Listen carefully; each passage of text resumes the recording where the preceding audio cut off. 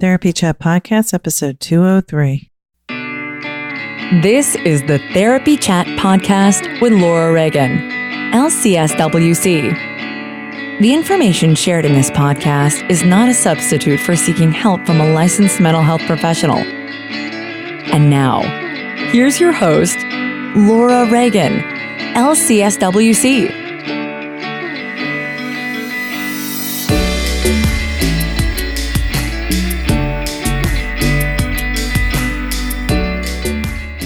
Today's episode is sponsored by Therapy Notes. When it comes to keeping your practice organized, you want software that's not only simple, but the best. I recommend Therapy Notes. Their platform lets you manage notes, claims, scheduling, and more. Plus, they offer amazing unlimited phone and email support, so when you have a question, they're there to help. To get 2 free months of Therapy Notes today, just use the promo code TherapyChat when you sign up for a free trial at www.therapynotes.com. Hi, welcome back to Therapy Chat. Today, I am very excited to be bringing you a conversation with an art therapist who has written, among other things, a book about vicarious trauma using art to illustrate the book. My guest today is Rebecca Bloom. Let's just dive right into our conversation. Enjoy. Therapy Chat Podcast wouldn't exist without the support of its listeners. If you'd like to become a member, please go to patreon.com/therapychat. By making a $1 per month donation, you can help Therapy Chat keep going over the long haul. Thank you for your support. Hi, welcome back to Therapy Chat. I'm your host, Laura Reagan, LCSWC, and I'm really, really excited to be interviewing a guest who has a fascinating subject to talk about. My guest today is Rebecca Bloom. Rebecca, thanks so much for being my guest on Therapy Chat today. It's excellent to be here. Excellent for me as well. And you are an LMHC and ATR BC, an art therapist. Mm-hmm. And can you just start off by telling our audience a bit about yourself and your work? Sure. So I am an art therapist. I'm also trained in sensory motor psychotherapy, body-based way, processing trauma. And I am here in South Seattle. I work mostly with adults addressing complex trauma. So I integrate the art and the body-based work and the talking. I also have a 9-pound rescue chihuahua in the office that makes every day better. And I'm here today. I'm also going to be talking about, I specialize in seeing therapists. So I work a lot with vicarious trauma, secondary trauma, and burnout with folks. Wonderful. And that is really what prompted us to be talking, which is that you have a book called Vicarious Trauma Illustrated. And I'm really eager to talk with you about that. It was a labor of love. It consumed me for a while there. So I'm glad it's out. I bet. I mean, I'm sure writing a book is a labor of love, but working through vicarious trauma is also a labor of love. Yeah, I got interested in the subject. I was teaching actually in a graduate program, and it was my first year. And a student that I just thought was going to be a great therapist let me know that she worked one day in the field and she quit her job. And she was already so burnt out by working just her 20-hour-a-week internship that she couldn't do it anymore. And it began kind of the last, 15 years of me looking into the subject and gathering information and trying to figure out, what is this thing? How do we deal with how impactful the work is? And how do we find more and more ways to process it?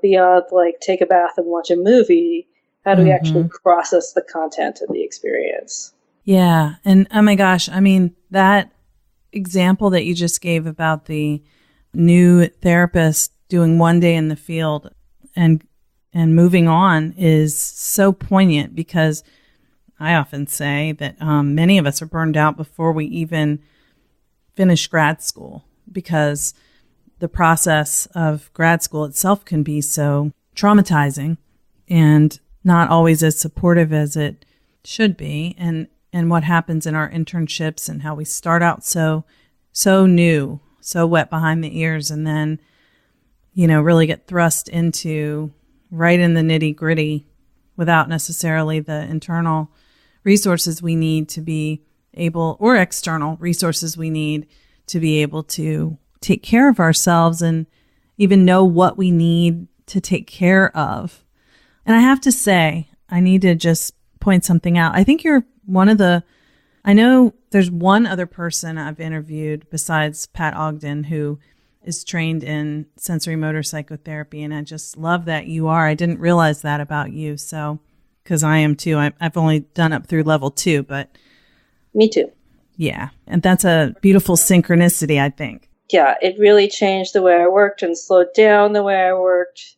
And actually, so the book is broken up into 5 sections, and the last section is how mindfulness or sensory motor basically sees vicarious trauma and how to address it. I got to read that one, but I want to read the whole book. And just even the photo of the cover that's on the website really brought up, like for me, like a craving of wanting to read it. Well, so the book is mostly illustrated. I wanted to write a graphic novel, but I ended up painting the book. And so I was doing all this process watercolors. So for folks that don't know what that is, I don't sketch out what I'm going to do before. I just get the paper really wet and paint and paint and paint and wipe off and paint again until something reveals itself. And so the imagery in the book is very raw. And I painted things I've never painted before, but definitely that experience of being fractured and trying to find grounding, but knowing I'm not my whole self is a big part of my understanding of how I experience vicarious trauma, which is that, sometimes I'm just what I call substance abuse or counselor robot, which is like I'm just functioning on my kind of bare basics to get through the day. And what kind of work do I need to go to get back on my best game? Wow. Okay. So let's just, since many people listening, if people have listened to this podcast since the very beginning, I talk about vicarious trauma and all the time. I talk about it a lot, and I've had many episodes on it, but we've never really talked about how therapists can use, and other helping professionals can use, expressive arts techniques to process the impact of the trauma that we're exposed to, and what it taps into for us of our own trauma history and our own attachment wounds. We've never talked about that, and I think it's really fascinating. But for anybody who's missed those past episodes, let's just start out with a little brief explanation of really what vicarious trauma is, if you would. So vicarious trauma is when the counselor begins to experience the same symptoms as trauma as their clients. So they might not be able to sleep at night, or they might have literally flashbacks of what the client said, or intrusive thoughts. Most often what happens to therapists is they stop socializing, reaching out. They start to really isolate, just trying to cope. So those are really what folks report the most to me. And it comes, some people call it secondary trauma. Some people call it burnout. Compassion fatigue. Compassion fatigue. It has these different titles, but basically what we're talking about is when, you're doing the work and you're doing the work because you care, but you find that your drive is just gone, and how to really get back, how to clean up your side of the street so that you're ready to keep going with the work and find yourself grounded again. Yeah. And I think often we don't even know how ungrounded we can become, that's part of the impact of trauma, is it just can sneak up on you and you don't even realize it's happening. So it's got to be an intentional process to prevent it from taking us out. Yeah, I was watching a series of videos. So one of the people that I really focused on in my book is a narrative therapy technique by Dr. Perlman and Dr. Savinti. This book came out in 1992. I have that book. Okay. So I was watching a video with Dr. Perlman, and she was just talking about how this is an ongoing process. It's not like you do this once and then you don't do it again. You come back to it again and again as you hit different developmental stages, as you learn a new theory. You probably are dealing with vicarious trauma through a whole different lens. As you deal with different types of clients, as you have tragedies in your own life, it's just a kind of an ongoing maintenance. If you think about your car needing gas in the engine, like this is another to think about that. We're just keeping the car running. Right. And then you have to repair the brakes. All the things you do for maintenance, it's not you do it and you don't have to do it again. It's continuous. Yeah. And one of the statistics I've learned that's so interesting is cofactors in why people experience vicarious trauma. The people that experience the most have very high caseloads or very traumatized clients, no surprise there, or they have a history of trauma themselves. And then actually the things that help the most are things that are getting harder and harder to find, which is a supportive work environment and support from your extended community at home. So that really, the things that we've always needed, but in this high-tech age are harder to get, are the things that help the most. It seems so simple. Go out and talk to a friend, even if you don't feel like you have the energy to do it. That's actually the thing that's going to help the most. Yeah, and I think the more overworked you are, the harder it is to work on cultivating and nurturing your supportive relationships. And so that when you need support, it's not just like, how are you? Oh, I'm fine, You know what I mean? Or let's go out for a girls' night out or something like that. But it's more like, no, really, how are you? Like, I know you were talking last time we talked about this is going on in your life and that's going on in your life and you look tired. Like, how can I help you? What do you need? That deeper level, which is, it takes more work, of course. Right. And it can feel exhausting. Mm-hmm. So one of the ways I deal with it in the book is I have a series of prompts and I go through, and it follows my own progression as a therapist. So there's a section on psychoanalytic, a section on Jungian, a section on feminist, a section on narrative, and a section on mindfulness. So an example would be how to process it through a Jungian lens would be, what's your experience as a rescuer and what's your experience as a professional? So kind of setting up that dynamic and giving people to explore both. And sometimes we bounce around, right? Mm-hmm. But it's really interesting to see what happens. So some people draw that. Some people use it as a writing prompt. Some people just do a list. So I just did a CEU on Tuesday on this topic, and this woman everybody was kind of shouting out their experience, and somebody said, the professional, that sometimes we hide behind our professional identities. And that can be a negative way of coping too, when we're too much in the expert role. So both of these, in the Jungian perspective, there's negative and positives to kind of both of these archetypes that are really present in the field. Yeah. As an aside, I am so curious about the way Jungian theory and Jungian work seems to really overlay so well with art therapy. And, I think the average person and even therapists who are not art therapists aren't aware of how interconnected those two seem to be. I have an art therapist who works in my practice, and she was saying that in her program, it was very heavily based in Jungian work. Well, art therapists love Jung because, and first off, I don't know if people know, but he was an artist himself, and there's a beautiful large format book that's out of his mandalas and his illustrating his dreams. And so we love him because he was actually doing the work. Yeah. He was actually making art as part of his own process. But these ideas of, collective symbols that show up across time and, art process, or what a lot of people are calling flow these days, steps into what he was talking about the collective unconscious. that you're stepping into something larger than yourself and something unexpected is coming out. These are all things that Jung loved.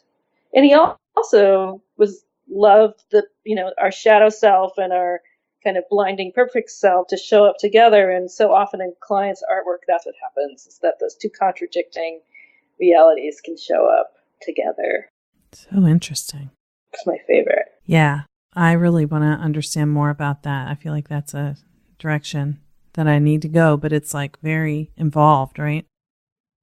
Well, there's some easy ways to study. One of it is the Mari test. Do you know about that? Mm-mm. Which is a mandala study practice. And it breaks down the 12 stages of life that people are often in. And you use line, shape, and color to kind of explore those things. There's a card test aspect. So for people who, just have a little bit of time but really want to delve into it, Mari is a wonderful way to explore that. I'm trained in level 1. Oh, I've never even heard of this, Rebecca. What? No. What? And how is it spelled? MARI? Yeah. Mari Assessment Research Institute. So, and you'll see in the book, many of my images are mandalas. A mandala is any image in a circle. And art therapists love mandalas. Mm-hmm. The idea is that the circle can hold anything, and we are surrounded in our most natural form. We're on a giant circle, right? Our eyes are circle, our faces are circles. If you're into attachment work, the best thing you can do is look into a circle with 2 eyes in it and feel attached. Even the fetal position is almost like a circle. Right, yeah. And that, nature isn't linear, but it is circular. So, yeah, it's an incredibly holding form. And as an art therapist, and many art therapists, if you ask them, what's your self-care modality, they'll say, well, I do mandalas. So it's a art form that, I return to over and over and over again. Wow. You're inspiring me very deeply right now. Mm-hmm. Go do a mandala. I think I will. So you mentioned that the book has prompts. How do you see this book being used by therapists? Is it if you are experiencing vicarious trauma, or is it just a way to process, ongoing, even if you don't feel that there's an impact? I mean, we're all exposed to trauma by virtue of our work. Yeah, I mean, I could see these prompts being used at any time, and most of them were developed when I was teaching, and I would just make the students do them because I was teaching in art therapy, and so we could make art at any time. So I tested them all out on my students, and they seemed to be impactful no matter where people were in the experience. But, some of them are well known in other formats. Like if you've done any somatic work, you've probably done that exercise where you've, figured out how big your bubble is, right? Is it close to you? Is it far away? You've lied out that piece of rope and created the bubble. And one of my very simple directives is just draw that bubble. Get to know it in another medium. And then that seems really small, but it's been really impactful for people. It's things that we can say in our imagination, but we can't physically manifest. Like my bubble looks like a dragon egg. I'm sure because I just watched Game of Thrones. My bubble is aqua, and that's one of my favorite colors. But my bubble also has scales, and isn't that interesting? And then I asked the famous sensory motor questions. What color is it? What temperature is it? How does it taste? What's it smell? And when you have an image, that's really different than, you've made the bubble, but now you're just talking about it, as opposed to, such a gestalt experience, like having the empty chair. Like now you have this image, and it's really there, and everyone can see it, and it lasts as long as you want it to last. And that is a really concretizing experience for folks. Yeah, it sounds containing somehow too. Yeah, and then it's out of you, which is another part of the art. Is that, often, especially with trauma, with us feeling traumatized by the work, there's some shame in that. as Janina Fisher says, trauma is a shame disease. That having a picture and having it either just self-witnessed or witnessed by someone else can be very healing. It's not just a story in your head. Someone else can tolerate looking at it, and nothing broke. Like, we're all still here. And then in the art therapy setting, I've had clients destroy their artwork. I offer to hold it in a confidential file for them, or maybe they choose to take it home and share it with someone in their lives to say, like, this is the bubble I need to manifest. Like, that can be a really empowering experience. Yeah. I'm thinking, the bubble in sensory motor training, you're kind of thinking about like personal space boundaries, but then there's the other concept of like an energy work, like energetic boundaries and encasing yourself in a bubble that protects you, in terms of like from taking in anything that isn't yours, taking it in and like having it glued to you instead of taking it, being with and witnessing and being present to without internalizing it. Yeah. And I see that's the number one thing people report is, how can this work not stick to me? Like, how can I get it back on the outside of my body? Something has happened. It's like sunken into me. And now every time I, drive by a blue house, I get anxious because that's where something bad, that's what a client described to me. And so we're trying to get it out so that it's not in your psyche. It's just something you've heard. It's not something you need to hold anymore.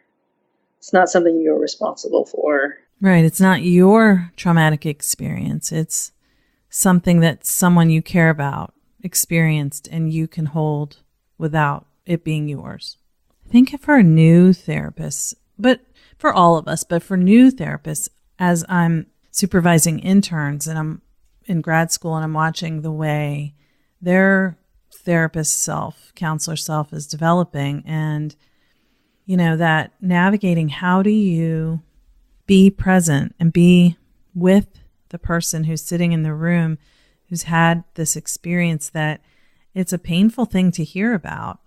How do you stay with them without checking out, because it's tapping into something painful inside you, and not take it on? I mean, it's really not that long ago I was in school. I graduated in 2010, so that's 9 years ago. But just thinking about how you navigate that, because for me, I thought it meant just don't have feelings about what they were going through, but still be empathic. And now I realize that, I don't know.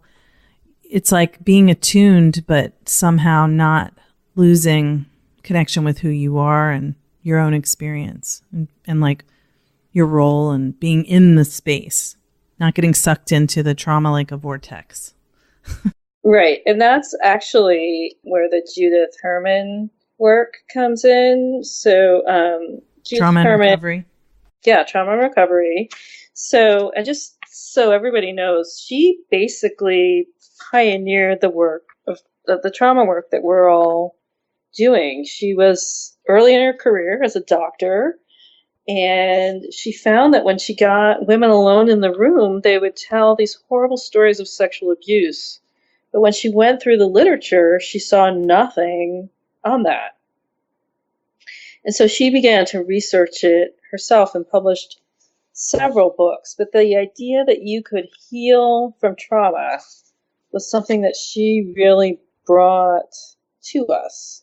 And she did the 3-stage model of establishing safety, remembering and mourning and connecting. But she really believes that we need to trust that our clients can heal. Like, she really gives it right back to the client. They've made it this far.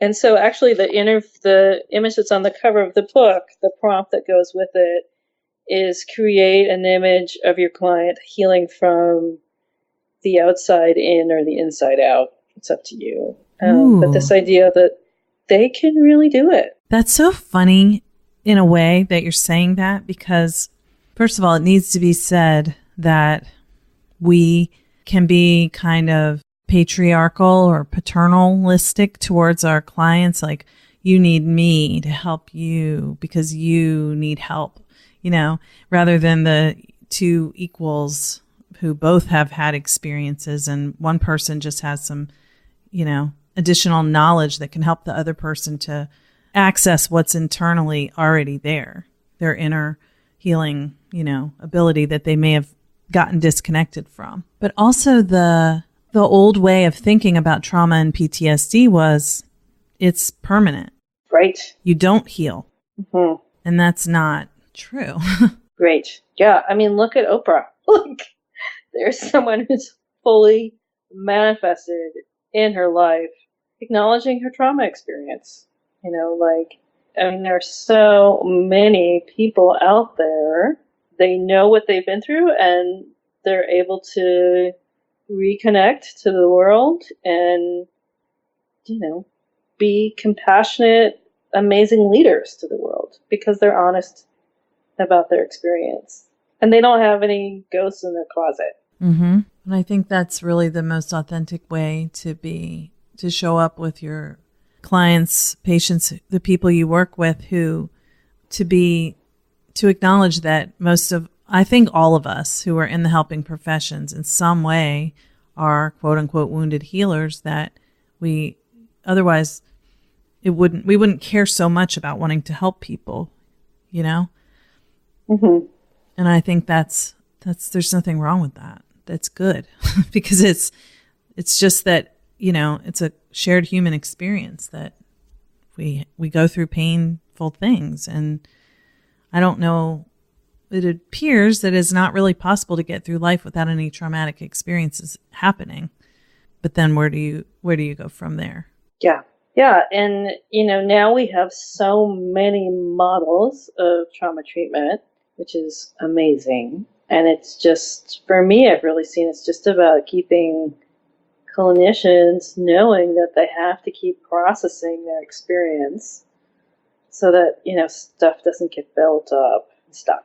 Right. And then we end up leaving the profession. Great. Or just being really robotic in what we do offer. Sure.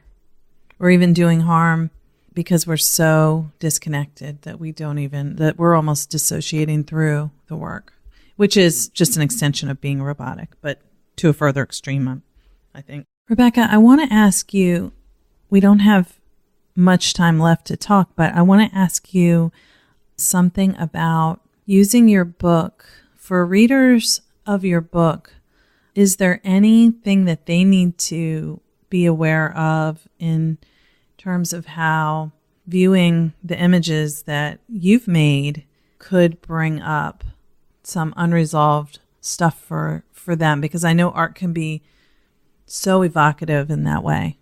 Yeah. So lucky for me, I live in Seattle. And so this book has been viewed by countless therapists in its production stage. I, called in all my friends. And, many people said to me, like, this book is provocative. It's evocative. Mm-hmm. But it's not, for me personally, and for all the people I checked it over with, many images are hopeful or I hope reflect an experience you already know you've had. Mm. There's many hopeful images. I think kind of only in the narrative section do things get a little bit evocative. Like if you have a fear of spiders, there's 2 black widow spiders in the book. Okay. Fair warning, everyone. But hopefully you will just see yourself reflected.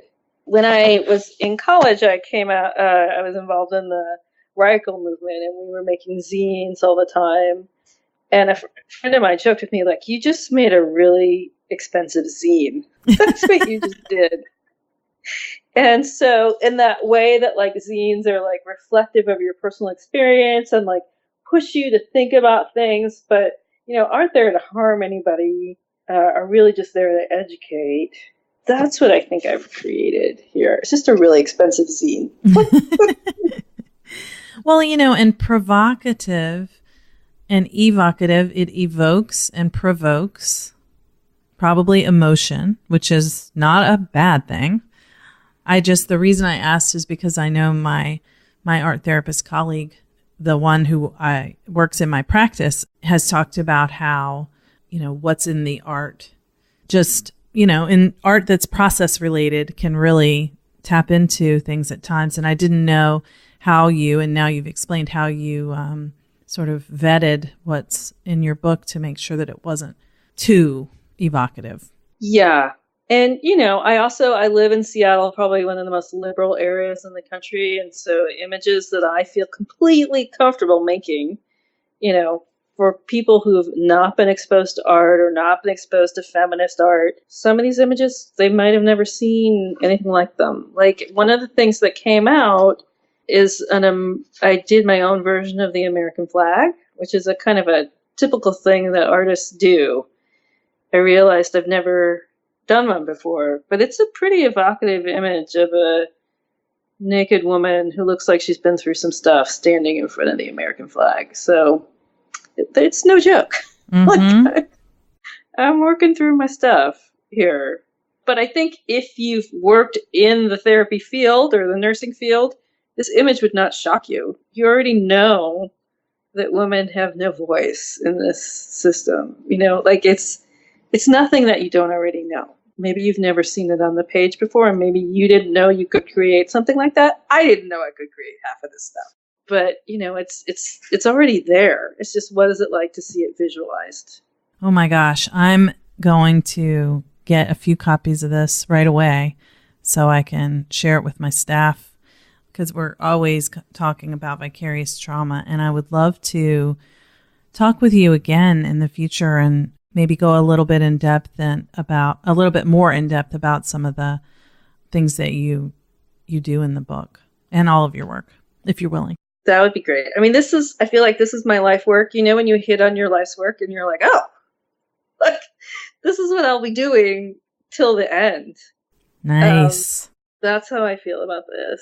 Well, where can people find you and what you do? Where can they get a little more Rebecca Bloom? Because everybody needs more. Yeah. So my website is bloomcounseling.com, because there's lots of Rebecca Blooms out there, but that's another story. And I've got, if you want to hear more of me podcasting, there's a kind of a podcast section. There's a link to this book. You can get it on Amazon, or you can get it through the publisher, Book Locker.